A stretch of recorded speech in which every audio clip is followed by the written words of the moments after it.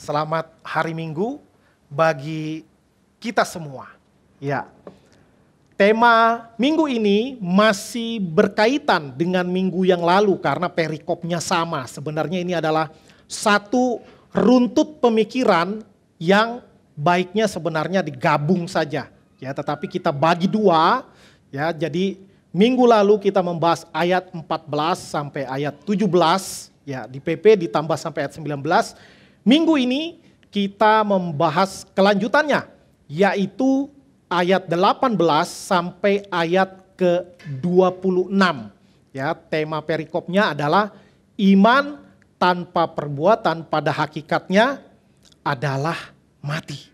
Ya, kita mengambil tema sebuah pertanyaan, ya, sebuah pertanyaan. Maka membutuhkan jawaban. Mungkinkah dibenarkan hanya karena perbuatan? Yang bilang mungkin boleh angkat tangan. Enggak ada. Ya, saya sendiri. Mungkinkah dibenarkan hanya karena iman? Boleh angkat tangan? Mungkinkah kita dibenarkan imannya 50%, yang 50%-nya lagi perbuatan? Yang meyakini demikian angkat tangan? Iya. Di total cuma 5 yang angkat tangan. Yang lainnya abstain, ya, atau poros tengah, netral, tidak mau ke kiri, tidak mau ke kanan. Ya, itu yang paling membingungkan. Ya, saya harap setelah pembahasan firman Tuhan kita tidak bingung lagi. Kalau masih bingung, saya bingung kenapa masih bingung. Ya, Tuhan pun tambah bingung. Ya, baik. Kita akan membaca bagian firman Tuhan dari Yakobus pasal 2 ayat 18 sampai ayat 26. Saya akan bacakan bagi kita semua. Demikian sabda firman Tuhan. Tetapi mungkin ada orang berkata, padamu ada iman dan padaku ada perbuatan. Aku akan menjawab dia, tunjukkanlah kepadaku imanmu itu tanpa perbuatan. Dan aku akan menunjukkan kepadamu imanku dari perbuatan-perbuatanku. Engkau percaya bahwa hanya ada satu Allah saja, itu baik. Tetapi setan-setan pun juga percaya akan hal itu. Dan mereka gemetar. Hai manusia yang bebal, maukah engkau mengakui sekarang bahwa iman tanpa perbuatan adalah iman yang kosong? Bukankah Abraham, bapa kita, dibenarkan karena perbuatan-perbuatannya ketika ia mempersembahkan Ishak anaknya di atas mezbah? Kamu lihat bahwa iman bekerja sama dengan perbuatan-perbuatan, dan oleh perbuatan-perbuatan itu iman menjadi sempurna. Ayat 23, dengan jalan demikian genaplah nas yang mengatakan, lalu percayalah Abraham kepada Allah, maka Allah memperhitungkan hal itu kepadanya sebagai kebenaran. Karena itu Abraham disebut sahabat Allah. Jadi kamu lihat bahwa manusia dibenarkan karena perbuatan-perbuatannya dan bukan hanya karena iman. Ayat 25, dan bukankah demikian juga Rahab pelacur itu dibenarkan karena perbuatan-perbuatannya ketika ia menyembunyikan orang-orang yang disuruh itu di dalam rumahnya, lalu menolong mereka lolos melalui jalan yang lain? Sebab itu, sama seperti tubuh tanpa roh adalah mati, demikian juga iman tanpa perbuatan-perbuatan adalah mati. Sedemikian jauh pembacaan firman Tuhan. Berbahagialah kita yang membaca, merenungkan, dan melakukan firman Tuhan di dalam kehidupan kita hari lepas hari. Ya. Di minggu lalu sudah dibahas. Kalau dibaca secara sekilas, maka perikop ini seperti menekankan perbuatan daripada iman. Atau kalau kita baca ayat sebelumnya tadi, kesannya bahwa iman itu bekerja sama dengan perbuatan-perbuatan. Ya, iman itu bekerja sama. Lalu oleh perbuatan-perbuatan itu maka iman menjadi sempurna. Atau secara sederhana dikatakan tanpa perbuatan iman enggak lengkap, enggak sempurna. Ya. Karena itulah sebagian tokoh-tokoh gereja, tokoh-tokoh besar, bahkan Bapak Reformator gereja Martin Luther pun begitu mumet ya membaca bagian ini. Sehingga Martin Luther menyebut surat Yakobus adalah surat jerami. The Epistle of Straw. Karena apa? Karena kalau kita baca surat Paulus yang begitu banyak, ya, dan Injil kita baca jelas bahwa keselamatan itu adalah anugerah. Ya, sola gratia itu ajaran Martin Luther. Lalu kita terima dengan iman. Efesus 2 ayat 8 dan 9. Kita terima dengan iman. Sola fide. Iman itu pun dianugerahkan oleh Tuhan sehingga kita dimampukan untuk mengerti, untuk menerima kebenaran bahwa Yesus telah menebus dosa manusia. Barang siapa yang percaya kepadanya tidak binasa, melainkan beroleh hidup yang kekal. Dan itu tertulis di dalam Injil. Bagaimana di Roma pasal 1 ayat 16 dan 17. Dikatakan bahwa Injil adalah kekuatan Allah yang menyelamatkan setiap orang percaya. Sola scriptura. Hanya melalui kitab suci, melalui Injil Kristus Yesus, maka manusia diselamatkan.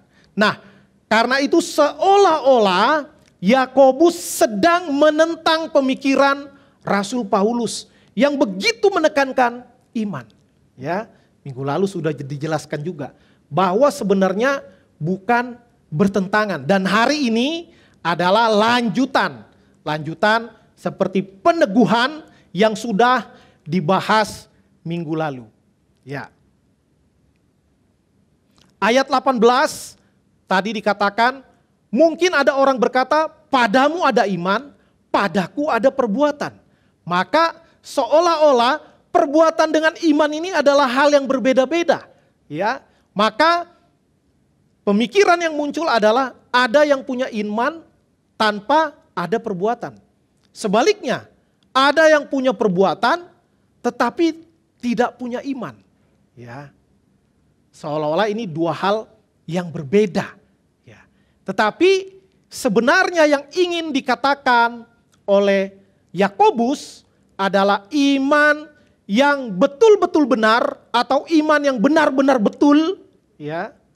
Yang betul-betul asli pasti berbuahkan perbuatan baik. Ortodoksi pasti menghasilkan ortopraksi. Orto itu lurus, ya, doksi itu dogma, ajaran. Ajaran yang benar niscaya menghasilkan praktik atau praksis yang benar. Ya. Tetapi secara fenomena atau yang dilihat banyak orang, ada banyak fenomena yang terjadi dengan berbagai variasinya. Ya, ada orang yang bukan Kristen, tetapi hidup begitu bajik, begitu berbelas kasihan, begitu murah hati, padahal mereka tidak mengenal Yesus Kristus, dan mereka juga tidak meyakini bahwa Yesus adalah Tuhan dan Juru Selamat. Ya, mereka bukan orang Kristen, tetapi mereka baik. Ya, orang bukan Kristen yang jahat ada enggak? Ya banyak juga. Sebaliknya, orang yang mengaku dirinya Kristen, ya, ada yang baik, ada, ya, yang begitu takut Tuhan, ada, yang murah hati, ada, yang penuh belas kasihan, ada juga. Tapi ada juga orang-orang Kristen yang menjadi batu sandungan di dalam hidupnya, ya. Kristen sih Kristen, tetapi karena sikap kita, perkataan kita, tindakan kita, cara kita memperlakukan orang lain, cara kita menghadapi masalah, cara kita berelasi dengan berbagai-bagai pihak, baik yang setara dengan kita secara status sosial atau secara pekerjaan, jabatan, karir, ataupun sikap terhadap atasan ataupun sikap terhadap bawahan, ya, acap kali membuat orang tersandung, ya, tersandung.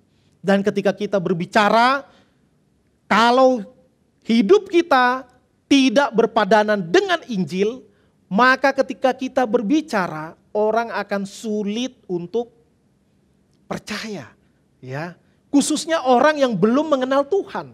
Maka yang paling pertama adalah yang dilihat orang adalah perbuatan, ya. Perbuatan itu seperti kita sedang membangun hak untuk berbicara, ya. Kalau orang pembicara-pembicara di seminar keuangan, seminar bisnis, seminar tentang Pancasila atau apapun itu, pasti orang yang ahli, praktisinya, ya, akademisinya, yang benar-benar tahu, ya, bahkan yang punya pengalaman, yang menggeluti bidang itu. Nggak mungkin yang nggak ngerti ngomong. Maka dia seperti punya hak untuk berbicara, karena dia yang paling tahu, karena dia yang menjalaninya, dia yang mengalaminya, ya.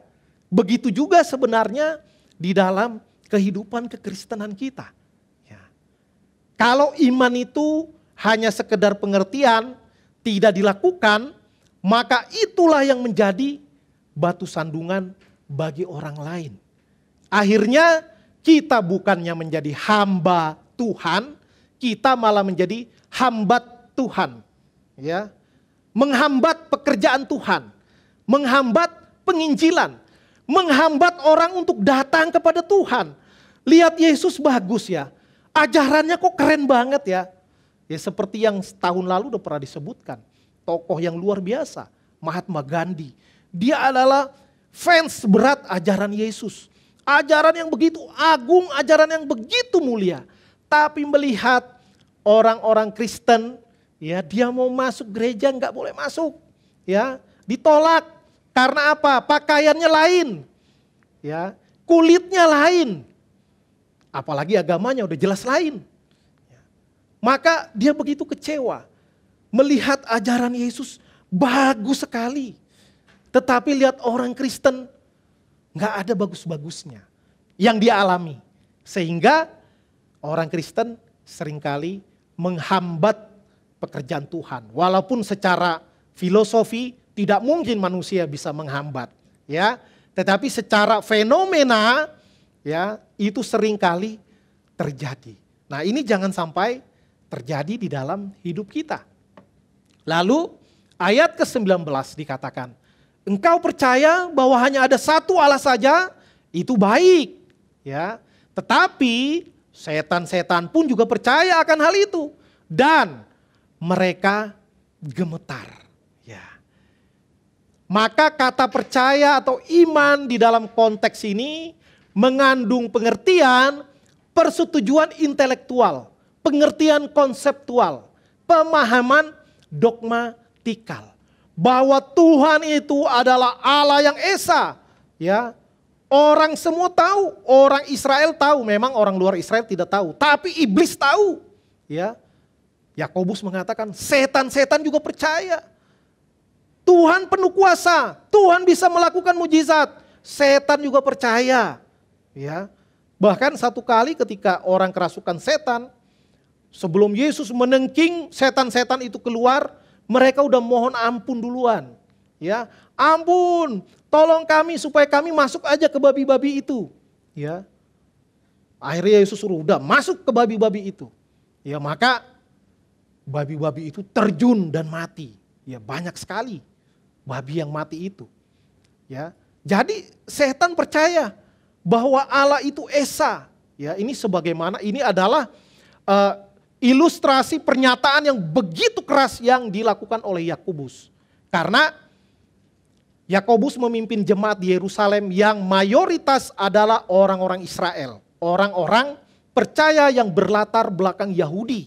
Karena itu mereka itu udah ngelotok doktrinnya, ya, bahwa Allah itu esa, Ulangan 6 ayat 4 dikatakan Shema Yisrael, Adonai Elohenu, Adonai Ehad. Ya. Tuhan itu Allah kita. Tuhan itu Esa. Ya. Tunggal. Sudah tahu. Ya. Mereka sudah tahu, udah ngerti. Bukan hanya orang Israel. Setan juga tahu Allah itu Esa. Setan juga tahu Allah itu Maha Kuasa. Ya. Tapi toh setan tidak mau tunduk kepada Tuhan. Bahkan dia ingin menaikkan dirinya selevel dengan Tuhan. Maka dia melakukan suatu rencana kudeta, ya, yang akhirnya gagal. Lalu sepertiga dari pasukan malaikat menjadi pengikutnya. Ya. Setan itu mantan malaikat, ya, mantan malaikat. Dan dia tahu benar isi sorga seperti apa. Dia tahu benar Allah itu seperti apa. Maka mengetahui tentang Tuhan, mereka tahu. Mereka punya pemahaman yang benar. Ya, hanya karena gagal kudeta aja. Jadi mereka tahu benar-benar. Dan mereka gemetar. Ketika berhadapan dengan Tuhan, setan-setan gemetar. Ya, mereka takut. Maka yang lebih hebat adalah manusia. Lebih hebat apa? Lebih hebat jahatnya. Ya. Setan-setan itu gentar di hadapan Allah yang Maha Kudus, Allah yang Maha Suci. Maka setan-setan punya nilai-nilai kemanusiaan. Ya. Sebaliknya, manusia banyak yang kesetanan. Dengar Tuhan gak ada takut-takutnya. Ya. Bahkan Tuhan sudah bekerja melalui sejarah yang begitu panjang, manusia dengan santai. Menurut saya sih Tuhan itu gak ada kok. Gak ada. Saya coba pikirkan argumentasinya ya. Wah, dijelaskan. Bukti-bukti bahwa Tuhan tidak ada. Atau, oh Yesus itu memang orang baik. Ya, dia itu pengajar moral yang bagus. Ya. Tapi dia tuh cuman manusia biasa. Ya, paling tinggi levelnya nabi. Ya. Tapi orang Kristen itu melantik dia jadi Tuhan. Ya. Nah, Yesus kapan ada pelantikannya ya? Udah kayak pelantikan presiden aja dilantik jadi Tuhan. Ya.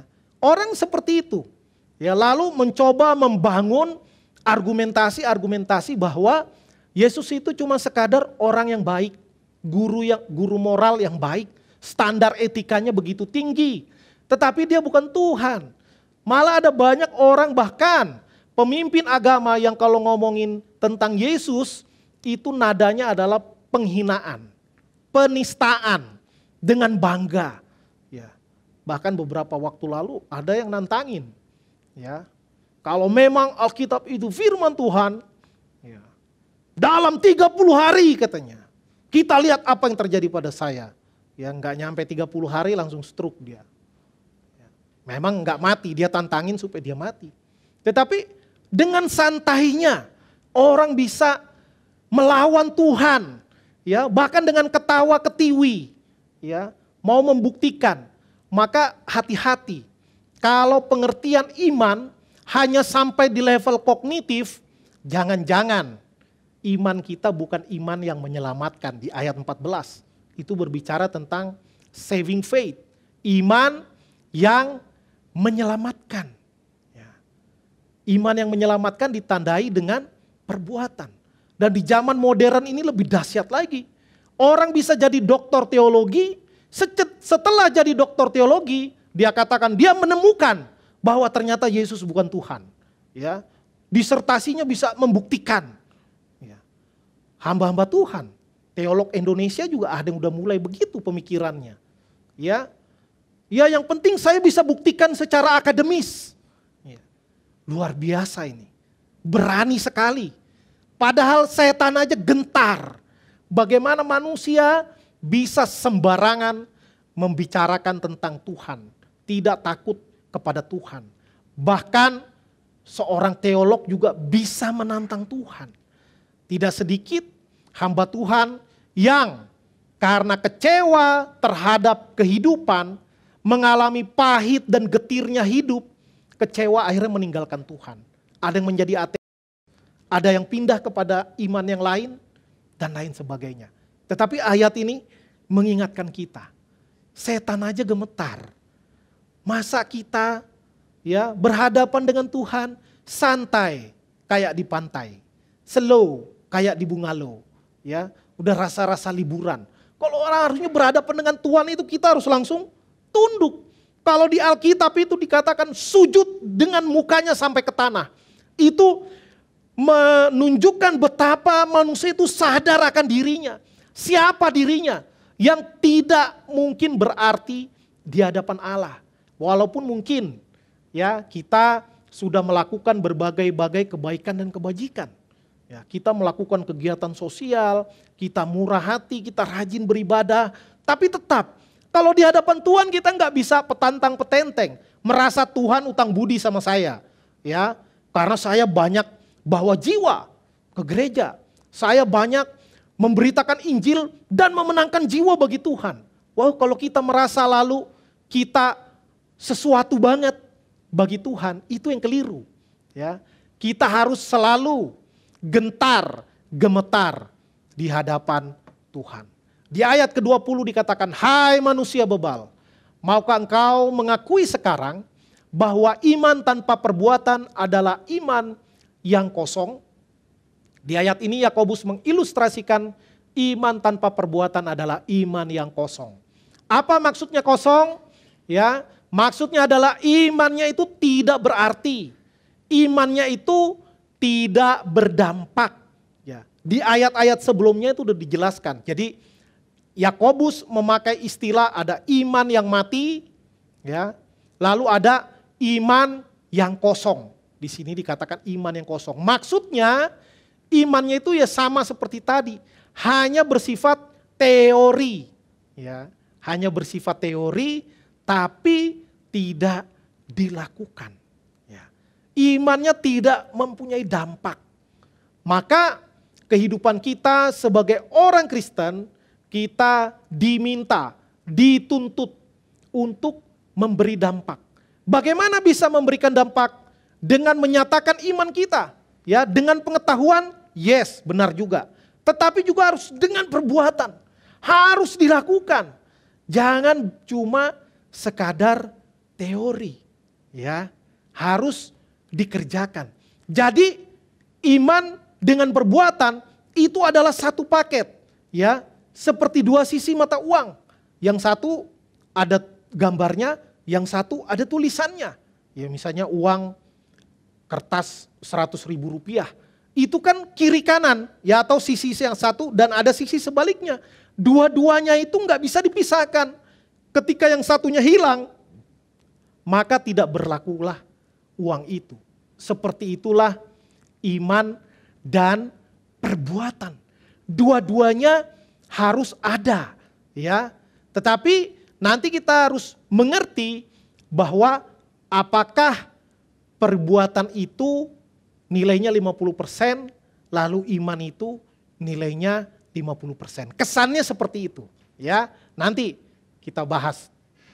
Ayat 21 sampai ayat 24 dikatakan Abraham dibenarkan karena perbuatan-perbuatannya dan bukan hanya karena iman.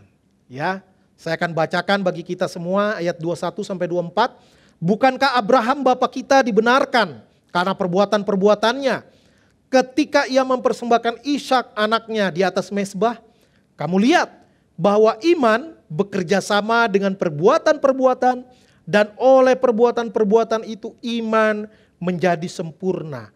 Dengan jalan demikian genaplah nas yang mengatakan, lalu percayalah Abraham kepada Allah, maka Allah memperhitungkan hal itu kepadanya sebagai kebenaran. Karena itu Abraham disebut sahabat Allah. Jadi kamu lihat bahwa manusia dibenarkan karena perbuatan-perbuatannya dan bukan hanya karena iman. Ya, mari kita melihat lebih komprehensif, lebih menyeluruh. Apakah Yakobus sedang menekankan perbuatan dibanding iman. Ya, dia berbicara bahwa Abraham dibenarkan karena perbuatannya mempersembahkan anaknya yang tunggal Ishak bagi Tuhan. Ya, walaupun akhirnya Tuhan tahan, ya, Tuhan larang. Jangan kau bunuh anakmu.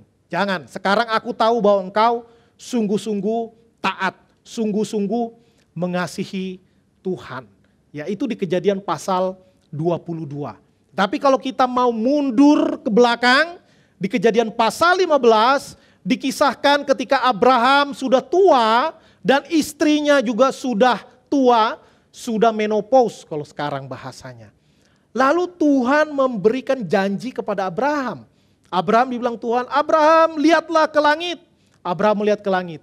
Sebagaimana bintang-bintang di langit yang begitu banyak, demikianlah banyaknya keturunanmu. Itu dikatakan Tuhan. Lalu apa yang dicatat Alkitab pasal 15 ayat 6 kitab Kejadian, maka percayalah Abraham kepada Tuhan. Dan Tuhan memperhitungkannya sebagai kebenaran. Maka itu dimulai dengan Abraham yang beriman kepada Tuhan. Imannya ini melampaui fakta-fakta yang umum terjadi. Abraham sudah tua, istrinya sudah menopause, tidak mungkin punya anak. Tetapi karena Tuhan yang mengucapkannya, maka Abraham percaya kepada Tuhan. Walaupun itu tidak bisa diterima oleh akal manusia.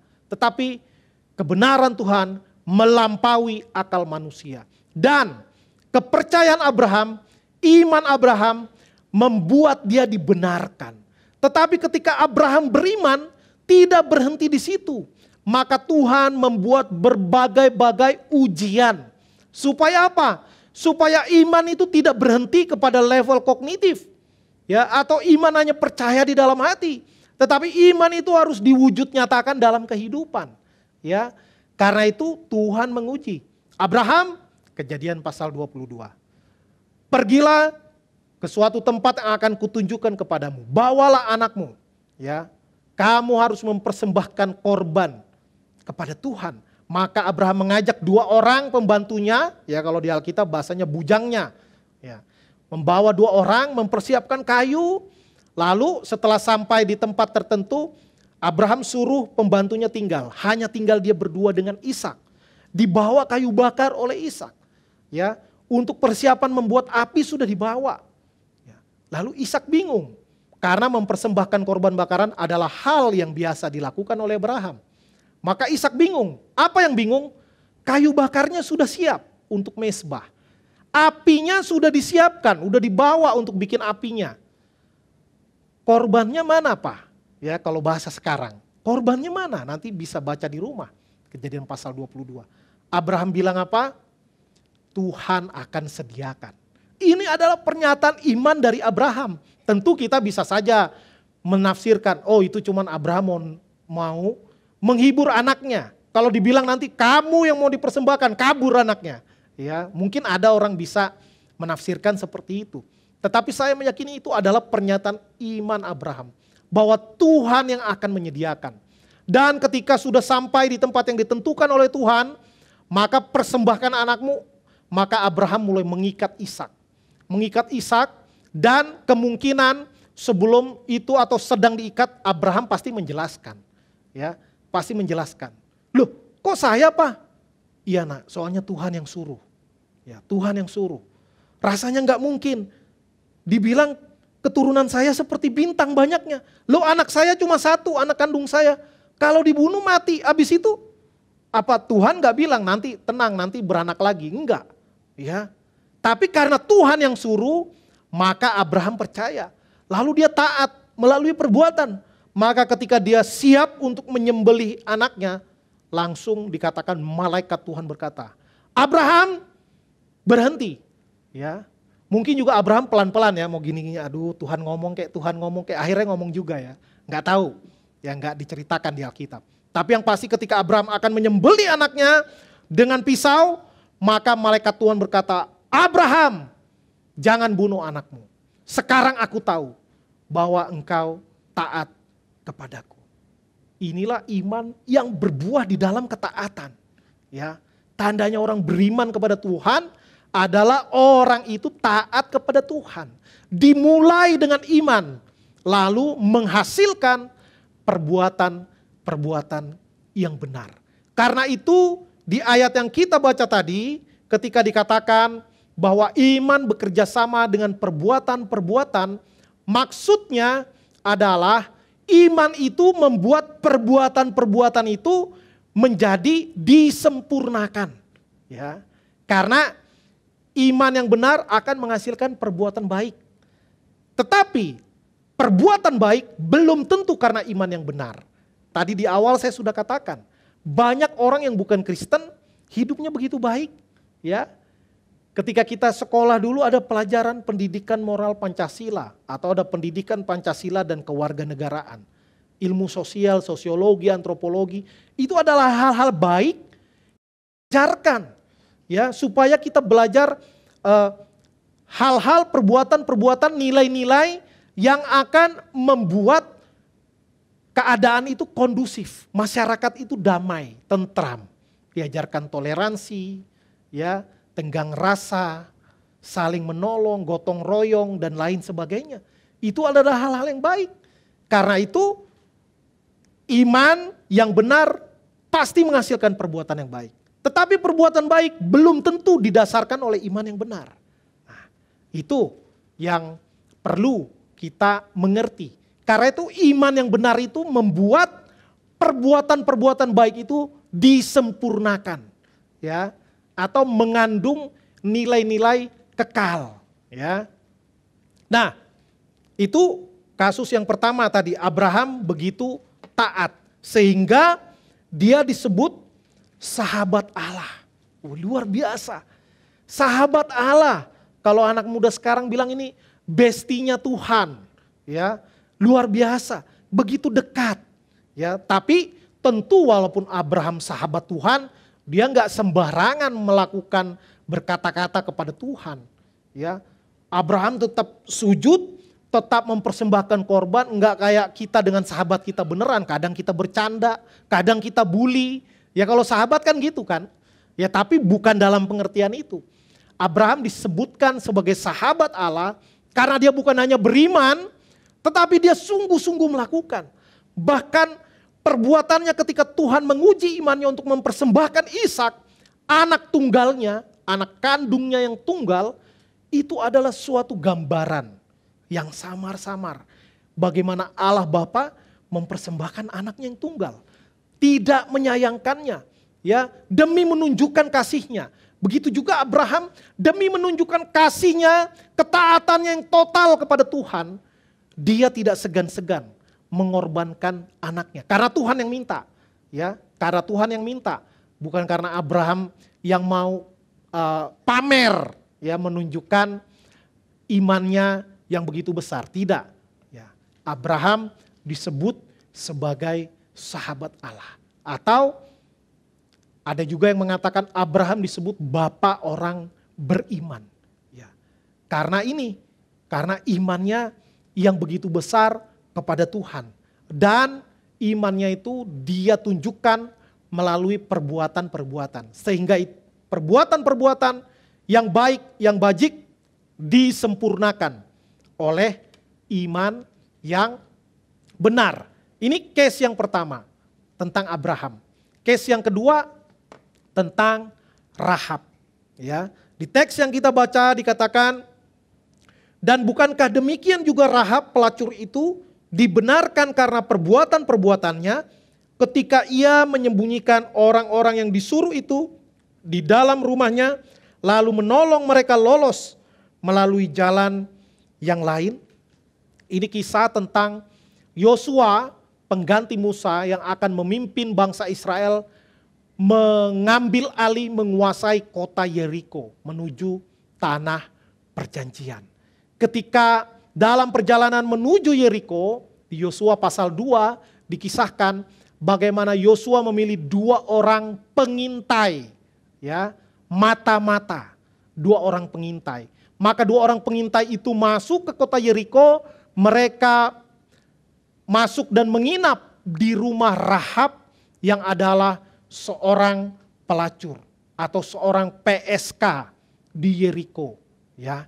Tidak diceritakan di Yosua pasal 2 bagaimana kok mata-mata dari Raja Yeriko bisa tahu ada mata-mata Israel yang sedang tinggal di rumahnya Rahab. Ya.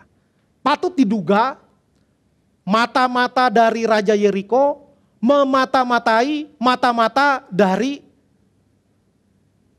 yang diutus oleh Yosua. Jadi mata-mata itu memata-matai mata-mata itu. Ya, jadi matanya banyak banget. Ya. Kan dulu belum ada CCTV, ya kan? Jadi gimana caranya nggak dikasih tahu, tapi pasti ada mata-mata yang memata-matai mata-mata Israel. Itu kok ada orang asing. Ya, mungkin ketika masuk ke rumah Rahab mereka mulai nguping. Ya, ngomong-ngomong apa nih? Wah ini mencurigakan ini. Ini pasti karena mereka sudah mengalahkan orang-orang Amori, maka berikutnya di seberang sungai Yordan, maka berikutnya ini kita pasti mau diserang nih. Ya, ini patut diduga. Ya, maka mereka langsung lapor kepada Raja Yeriko. Ya, maka Raja Yeriko kembali mengutus orang untuk ke rumah Rahab. Mana orang-orang Israel itu, mata-mata itu? Serahkan kepada kami. Ya. Lalu Rahab mengatakan, iya mereka ke sini. Tapi dia di sini konteksnya dia berbohong. Ya. Dia berbohong di satu sisi. Dia berkhianat kepada bangsanya kalau dilihat dari sisi Yeriko. Tetapi kalau dilihat dari sisi Israel, orang ini berjasa. Ya. Orang ini berjasa. Karena apa? Karena dia melindungi mata-mata yang diutus oleh Yosua. Ya Rahab bilang, iya sempat ke sini.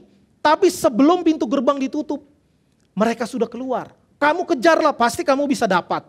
Ya, padahal kedua pengintai ini disembunyikan oleh Rahab di sotoh rumah itu di atas. Lalu ditutupi oleh batang rami.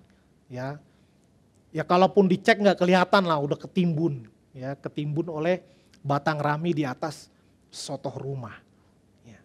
Lalu apa yang dikatakan Rahab ketika pasukan yang diutus ke rumah Rahab itu pergi dan mengejar, ya mengejar ke arah padang gurun, maka pas malam Rahab naik ke sotoh rumah dan berbincang-bincang dengan kedua pengintai itu. Apa yang diucapkan Rahab? Ya, kami tahu bahwa Tuhan Allah telah mengeringkan laut Teberau, katanya. Lalu kamu juga telah menumpas raja orang Amori itu. Dan pasti kami juga akan diserahkan ke dalam tangan kalian. Ya.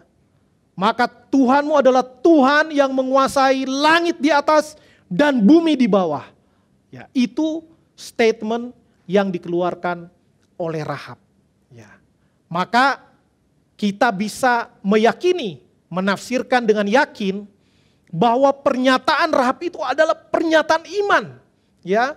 Tetapi iman itu walaupun dia istilahnya sekarang belum punya KTP Kristen, nah kalau bahasa kita sekarang ya, belum ikut katekisasi, ya, belum ibadah ke gereja, dia masih orang asing, dia orang Yeriko, nggak pernah beribadah. Tetapi ketika mendengar berita itu saja dia langsung mengucapkan kalimat itu, Tuhanmu adalah Tuhan yang menguasai langit di atas dan bumi di bawah. Saya yakin Tuhan memperhitungkannya sebagai iman yang benar. Lalu iman itu mewujud di dalam perbuatan. Perbuatan untuk melindungi pengintai-pengintai Israel itu. Ya. Lalu terjadi perjanjian di antara mereka. Kalau nanti Tuhan telah menyerahkan bangsa kami kepada Israel, tolong selamatkan nyawa kami. Saya dan seluruh keluarga saya. Ya. Maka mereka berjanji, pengintai-pengintai ini pun berjanji. Oke, deal katanya.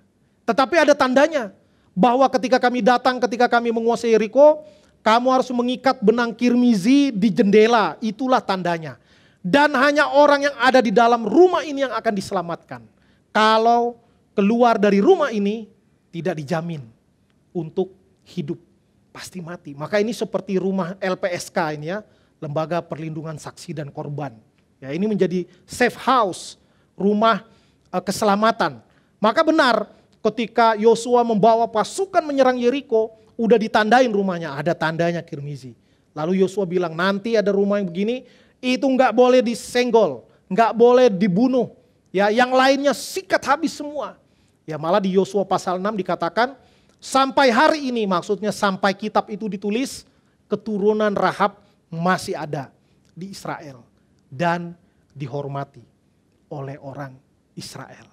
Ya, jadi pengintai-pengintai itu setelah malam diturunkan atau diloloskan oleh Rahab dari belakang rumahnya. Rupanya Rahab bangun rumah di tembok kota. Ya, ternyata rumahnya ini temboknya tinggi, mungkin tingginya melampaui tembok kota, tidak dijelaskan. Tapi dari belakang rumahnya pengintai-pengintai itu diloloskan oleh Rahab. Lari, ya, lari. Dan itu tentu keluar dari iman yang benar, ya, lalu masuk ke dalam hatinya, lalu mewujud di dalam tindakan dia. Bagaimana dia bersikap baik kepada pengintai Israel. Ya.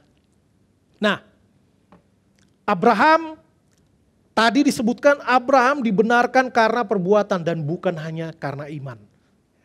Tetapi kalau kita baca bagian lain, Ibrani 11 ayat 17, untuk konteks yang sama, tetapi dari sudut pandang yang berbeda, penulis Ibrani mengatakan, karena iman, maka Abraham tatkala ia dicobai mempersembahkan Ishak. Ia yang telah menerima janji itu, rela mempersembahkan anaknya yang tunggal. Ya. Jadi perbuatan itu dilakukan oleh Abraham. Benar nggak? Benar. Tapi perbuatan itu didahului oleh iman yang benar. Maka iman yang benar mendahului perbuatan. Iman juga mendahului pengertian. Ya. Maka percaya dulu baru mengerti. Bukan mengerti dulu baru percaya. Ya. Credo ut intelligam. Ya, bahasa teologinya gitu. Iman mendahului pengertian. Dalam konteks ini, iman mendahului perbuatan. Ya. Ini clear. Jadi bukan dua hal yang berbeda, tetapi satu paket, iman dan perbuatan. Untuk konteks yang sama, ketika Abraham mempersembahkan Ishak, ya, akhirnya bukan Ishak yang dikorbankan, tapi domba. Ya, akhirnya domba yang dikorbankan. Tadi di Yakobus dikatakan Abraham dibenarkan karena perbuatan ketika mempersembahkan Ishak. Di Ibrani dikatakan karena iman, makanya Abraham mempersembahkan Ishak. Yang mana yang benar? Dua-duanya benar. Tetapi iman duluan, baru perbuatan. Ya. Dan akhirnya Abraham rela mempersembahkan Ishak demi ketaatannya kepada Tuhan. Lalu Rahab, tadi dikatakan bahwa bukankah Rahab dibenarkan karena perbuatan-perbuatannya ketika menyembunyikan orang-orang yang disuruh itu di dalam rumahnya, lalu menolong mereka lolos melalui jalan lain? Ya. Di Ibrani pasal 11 ayat 31 juga ditegaskan bahwa Rahab dibenarkan karena iman. Ayatnya, karena iman maka Rahab perempuan sundal itu tidak turut binasa bersama-sama dengan orang-orang durhaka. Karena ia telah menyambut pengintai itu dengan baik. Ya, walaupun memang di kitab Yosua pasal 2 dan pasal 6 tidak ada statement yang begitu jelas. Ya, tetapi melalui penjelasan Ibrani dan Yakobus kita bisa mengerti bahwa pernyataan yang diucapkan oleh Rahab bahwa Tuhanmu adalah Tuhan yang berkuasa di langit di atas dan di bumi di bawah. Dan dia memohon keselamatan, ya, jangan dibunuh keluarganya, maka pernyataan itu diperhitungkan sebagai kebenaran, iman yang benar, ya. Maka akhirnya Rahab tinggal bersama-sama dengan orang-orang Israel dan tentu dia meyakini Allah Israel menjadi Tuhannya, ya, menjadi juru selamatnya. Ini juga sama. Jadi Rahab dibenarkan karena iman atau karena perbuatan? Imannya yang duluan, lalu perbuatannya ikut. Ya, maksudnya iman yang benar akan memproduksi atau akan membuahkan perbuatan yang benar. Ya. Ini yang saya jelaskan barusan. Jadi mana yang benar? Manusia dibenarkan karena iman atau karena perbuatan? Ya. Mana yang duluan? Iman duluan. Sola fide, iman yang duluan. Terbukti ketika penjahat yang di samping kanan Yesus ketika disalibkan, ya, dia hanya mengatakan, ingatlah akan daku ketika engkau datang kembali sebagai raja. Udah. Kenapa dia disalib? Karena dia penjahat. Penjahatnya itu kelas hukuman mati. Ya, udah naik banding, udah kasasi. Ya, mohon pengampunan dari raja, nggak dapat kali ya, tetap hukuman mati, vonis dijatuhkan. Kenapa? Karena memang kejahatannya layak mendapatkan hukuman mati melalui metode penyaliban. Dan ketika dia katakan kepada Yesus, ingatlah akan aku. Yesus memperhitungkannya sebagai kebenaran. Imannya benar. Ya, tetapi belum sempat dia menunjukkan di dalam kehidupan sehari-hari. Karena dia sedang nunggu kematiannya. Sedang menjemput ajal kalau kata orang sekarang. Ya, sedang menjemput ajal.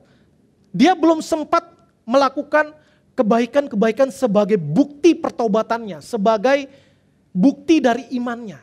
Tetapi diperhitungkan sebagai kebenaran. Ya. Oh kalau gitu saya boleh dong Pak. Saya boleh beriman gak usah berbuat. Itu yang di samping Tuhan Yesus? Ya. Boleh kalau kita disalibkan. Ya, kalau kita disalibkan gak sempat lagi mau membuktikan buah-buah pertobatan apa boleh buat. Tapi kita kan gak disalibkan. Ya, kita hidup dalam dunia. Ada banyak kesempatan bagi kita untuk mengekspresikan kekristenan kita, keberimanan kita kepada Yesus Kristus. Ya. Maka iman yang benar atau iman yang sejati adalah iman yang menghasilkan perbuatan. Iman yang palsu adalah iman tanpa perbuatan. Iman yang sejati tidak dapat dipisahkan dari perbuatan. Iman dan perbuatan itu bisa dibedakan tetapi tidak bisa dipisahkan. Distinguishable but not separable. Ya. Bisa dibedakan bisa, tapi nggak bisa dipisahkan. Maka kalau kita meyakini bahwa kita adalah orang Kristen, kita yakin betul bahwa kita memiliki iman yang benar, maka apa yang harus kita lakukan? Kita harus melakukan kebenaran firman Tuhan. Kita harus berbuat baik. Maka Yakobus dengan indah mengilustrasikan bahwa iman tanpa perbuatan adalah mati, diilustrasikan seperti tubuh tanpa roh. Ya. Bapak Ibu saudara-saudari, tubuhnya mengandung roh enggak? Ada roh enggak di dalamnya? Ada enggak? Kalau rohnya enggak ada berarti mayat. Ya. Jadi mayat kita kalau kita enggak ada roh atau jiwa. Udah pasti kita udah enggak hidup lagi. Maka Yakobus juga menegaskan, seperti itu juga iman tanpa perbuatan. Mati, ya, tidak berdampak, tidak berguna, kosong, ya. No action, talk only. Ya. Cuman ngomong-ngomong cuap-cuap, tapi tidak ada perbuatannya. Karena itu di ayat ke-16, di ayat ke-15 dikasih juga gambaran secara praktisnya itu bagaimana, ya. Karena iman yang benar itu, yang pertama, ini juga nggak bisa dipisahkan. Itu bersifat doktrinal, terkait dengan intelektual, terkait dengan philosophical, ya, filosofis, harus bisa dijelaskan dengan sistematis, oke, supaya nggak salah paham atau pahamnya salah. Tapi yang kedua, yang tidak bisa dipisahkan, iman itu juga harus practical and experiential, ya, experiential. Artinya apa? Iman itu juga harus dikerjakan, dialami. Mengalami Tuhan, ya, itu juga hal yang sangat penting. Karena seringkali perkembangan kekristenan yang paling luar biasa adalah ketika iman itu dihidupi, iman itu dipraktikkan dalam kehidupan sehari-hari. Ya, perkembangan kekristenan yang paling masif adalah 4 abad pertama, khususnya jemaat mula-mula, Kisah Para Rasul 2 ayat 41 sampai ayat 47. Bagaimana orang Kristen itu begitu rajin, mereka rajin kumpul, berdoa bersama, membahas firman dan mereka membagi-bagikan. Bahkan mereka tidak segan menjual harta miliknya dan membagikan kepada orang yang berkekurangan. Maka ketika mereka mempraktikkan iman yang benar kepada perbuatan yang baik dan bajik, di situ orang melihat, wah ini sesuatu nih, Maka kita belum ngomong orang bisa tanya, apa rahasianya? Ya, begitu ditanya apa rahasianya, itulah kesempatan yang paling baik. Ya, saya juga berupaya gitu. Ya. Kalau orang tanya, nanti kita tetap bawa kepada Tuhan. Bukannya mau ngecap ya, bukan. Tapi benar-benar menceritakan apa yang kita alami, menyaksikan. Ya, Karena apa? Karena kita melakukan firman. Karena kita mengalami ya firman Tuhan. Kita tahu Allah-Allah yang memelihara. Tetapi kita juga harus mengalami pemeliharaan Tuhan. Ya. Kita nyatakan Tuhan baik. Ya. Ketika kita mengalami kesulitan hidup. Ketika kita mengalami kesulitan ekonomi. Maka ketika kita mengalami pemeliharaan Tuhan. Maka kita enak ngomongnya kuat sekali. Karena bukan hanya sekadar intelektual, philosophical, doktrinal, tetapi practical dan experiential. Kita mengalami. Waduh, ceritanya tuh enak. Kalau orang mengalami tuh enak ceritanya. Ya. Makanya orang yang berpengalaman biasanya lebih akan didengar orang. Ya. Akademisi tetapi dia mengalami, ya. Katakanlah misalnya orang berbicara tentang penginjilan, teori penginjilan. Tapi kalau orang yang memang benar-benar suka memberitakan Injil, maka ceritanya itu kelihatan. Ya, orang yang berpengalaman dengan orang yang tidak berpengalaman. Begitu juga kan misalnya teori ekonomi, banyak yang ahli. Tetapi ketika bekerja atau ketika menjadi praktisi, wah menghadapi inflasi bingung. Ya cari di buku, nggak ada, gimana tuh? Ya, karena ada hal-hal yang 30 tahun lalu, 40 tahun lalu, 100 tahun lalu di teorinya belum ditemukan. Ya. Maka yang kaya pengalaman itu biasanya lebih bijaksana. Ya, karena seringkali di lapangan teori dengan praktek bisa berbeda. Teori bisa nggak kepake di lapangan. Ya, tetapi orang yang punya banyak pengalaman, dia bisa membangun teori. Bahkan teori-teori baru. Ya kalau di firman Tuhan nggak ada teori baru. Ya kebenaran itu tetap sama dahulu, sekarang, dan sampai selama-lamanya. Maka biarlah iman kita itu adalah iman yang benar. Kita kontemplasi, kita lihat lagi ke dalam hidup kita, ke dalam pengalaman-pengalaman kita selama ini. Apakah kita percaya kepada Tuhan baru sekadar di level teori atau kognitif saja? Atau sudah termanifestasi di dalam perbuatan baik di kehidupan kita? Apakah perbuatan baik kita itu sudah konsisten dan persisten? Misalnya, saya mau berbuat baik, kalau dia baik ya saya baik, ya.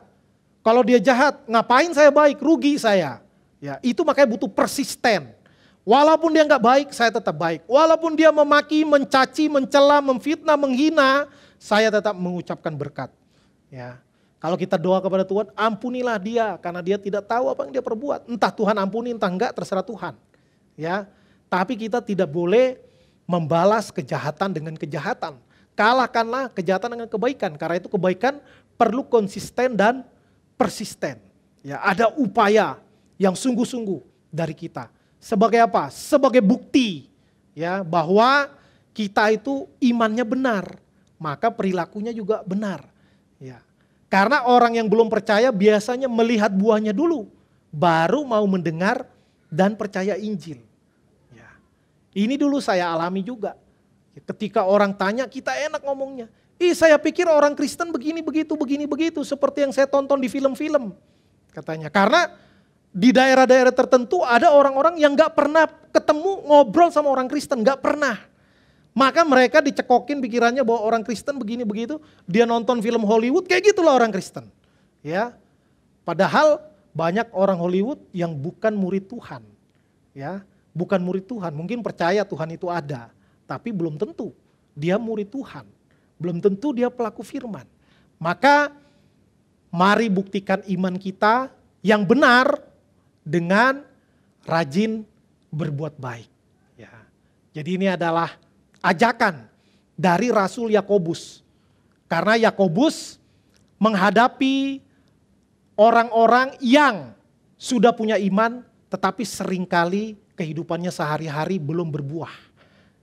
Karena itu yang dia dorong. Ayo, kamu punya iman yang benar, harus dilakukan, harus dikerjakan. Berbeda dengan konteks Paulus, ya, yang seumur hidupnya sebelum dia bertobat, dia bergelut dengan berbagai ritual, berbagai syariat, berbagai aturan Taurat supaya bisa dapat keselamatan.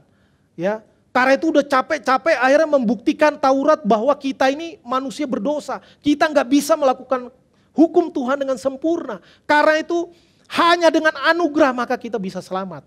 Maka Paulus dan Yakobus tidak bertentangan. Tetapi mereka menghadapi konteks orang-orang, konteks ajaran yang berbeda. Ya, ketika orang mati-matian berbuat baik bukan karena perbuatan, tapi karena iman. Tetapi ketika kita sudah beriman, nggak boleh berhenti. Iman yang benar harus berbuahkan perbuatan yang benar juga. Kiranya Tuhan, kiranya firman Tuhan menolong kita, mendorong kita, menyemangati kita untuk menjadi pelaku-pelaku firman yang giat. Amin. Amin. Amin. Mari kita berdoa.